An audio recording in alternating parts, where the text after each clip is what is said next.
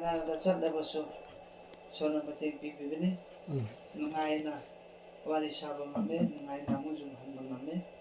ꯑꯗꯒꯤ ꯏꯄꯥꯁꯨ ꯂꯥꯏ ꯌꯥꯝ ꯅꯨꯡꯉꯥꯏꯔꯦ ꯑꯩꯁꯨ ꯋꯥꯈꯜꯗ ꯆꯤꯡꯅꯕꯅꯤ ꯏꯄꯥꯒ ꯎꯅꯔꯒꯗ꯭ꯔꯥ ꯍꯥꯏꯅꯁꯨ ꯈꯟꯕ ꯑꯗꯨꯕꯨ ꯉꯁꯤ ꯏꯄꯥ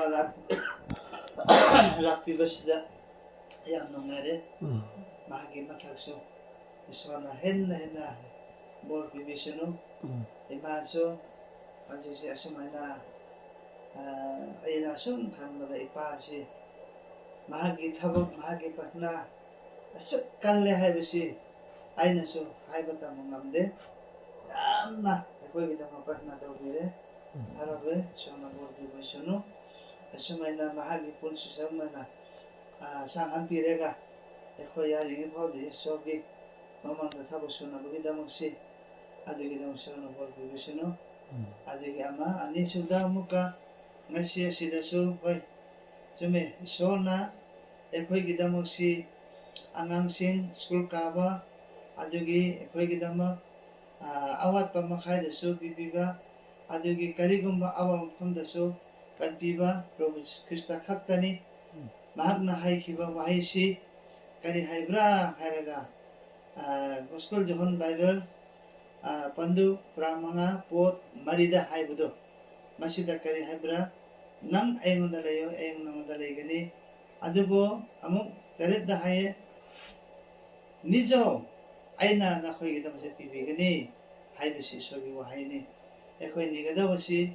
ꯏꯁꯣꯔꯗ ꯅꯤꯒꯗꯧꯕꯅꯤ ꯇꯥꯏꯕꯪꯄꯥꯟꯗ ꯑꯩꯈꯣꯏ ꯀꯅꯥꯗꯁꯨ ꯅꯤꯔꯁꯨ ꯀꯅꯥꯁꯨ ꯀꯔꯤꯁꯨ ꯇꯧꯕ ꯉꯝꯃꯣꯏ ꯑꯗꯨꯕꯨ ꯏꯁꯣꯔꯅ ꯑꯩꯈꯣꯏꯒꯤꯗꯃꯛꯇ ꯄꯤꯒꯗꯧꯕꯁꯤ ꯏꯁꯣꯔ ꯂꯩꯕꯅꯤ ꯏꯁꯣꯔ ꯊꯥꯖꯕ ꯃꯤꯁꯤꯡꯁꯤ ꯀꯩꯗꯧꯉꯩꯁꯨ ꯏꯁꯣꯔꯅ ꯋꯥꯠꯅꯗꯤ ꯂꯩꯍꯜꯂꯣꯏ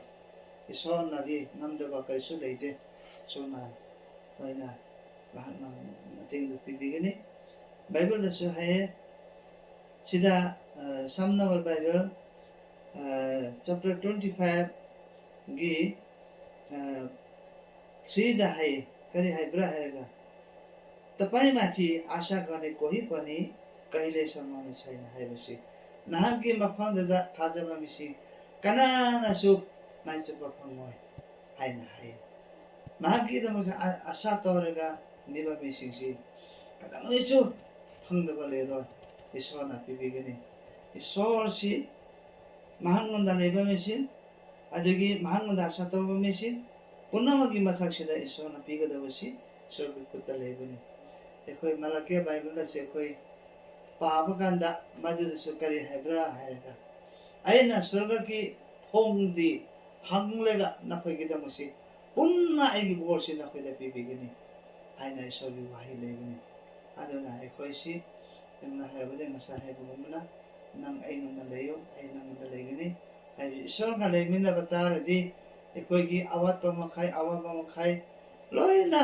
ईश्वरना खांगमने ईश्वरना खांगदबा करिसु लेते ईश्वरना एखोयगिदमसी महात्मा पिरकनि हायबसे प्रसायबनि अदुना मु ईश्वरसी याम फबा एखोयगिदमक अफबा तौबिबा ngamba ईश्वरनि एखोय सम नंबर बाइबल समुका 25 गी 8 दाछु निपान दसु करी हाइब्रा हायगा सिधै चाहे परम प्रभु भला र सच्चा हुनुहुन्छ यसैकारण उहाँले पापीहरूलाई आफ्नो बाटो सिकाउनुहुन्छ हाइबेसी मसिदा करी हाइब्रा ईश्वरले याम फबा ईश्वरनि अदु पापचेलमै मिसिंगिदमसी अफबा फजबा लंबिसिदा ताकपिनङै अदुगे चटनङैदम ईश्वरना ताम्पिगनि हाइना हाय अदुना ईश्वरना नमदबा कसलेते अदुना ईश्वरना एखोय लेबिनहरगा आशा तौबा आशा हाइबेसी याम चाउबनि सैतबे ईश्वरना पिबिगनि हाइबेसी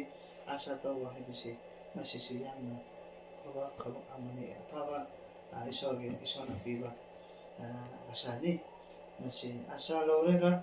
एखोयना ईश्वरदा हाइजरसे निमिनरसे चुमना ईश्वरना पिबिगनि आगांसिंसु मखोय स्कुल काबा पुनमगिदमसु अमुक्तंग सेदुदा करी हाइब्रा हायगा अमुक बाइबलदा अमुक एना अमुक Parge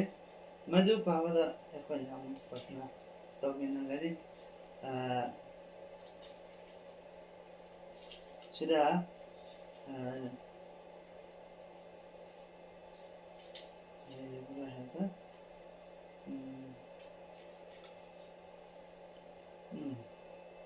Proverbs Bible dasu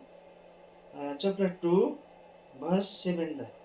sida haikhimudo kari haibra hairga उहाँले इमानदारको लागि आफ्नो भण्डारमा विजय साँचेर राख्नु भएको छ जसको चाल निर्दोष छ तिनीहरूका लागि उहाँ ढाल हुनुहुन्छ हाइबेसी सिदाकारी हाइब्रा हाइब्रा mahangna ijit tok chasin loina afaba deba taba misingi damusi ngakpina ngadi isorni haina hai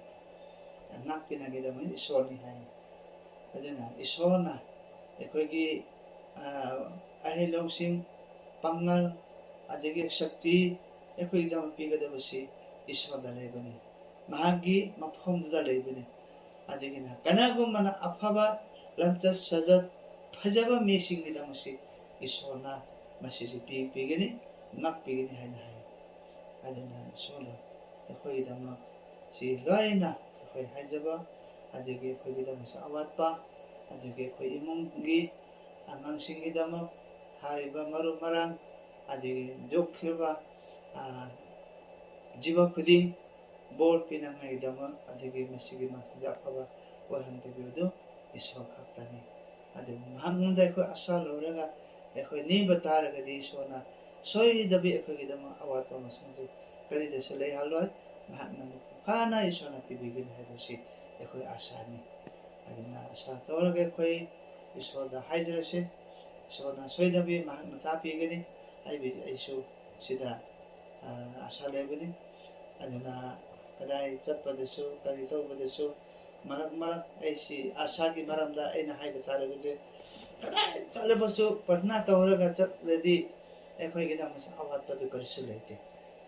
aduna aisi iswadi hoi achumba iswa ekhoi na pang aduna summa iswada hajarase ninase angang singidamangsi sonamba pibisano makoi gilaire paba school kaba adegi thakiba lo maru marang thakiba punamakse dai sonno aduna masigi thabagi makoma marang adunasu isogi lamcha sijenaba yana bagi masigi sonamba pibisano haina masina haina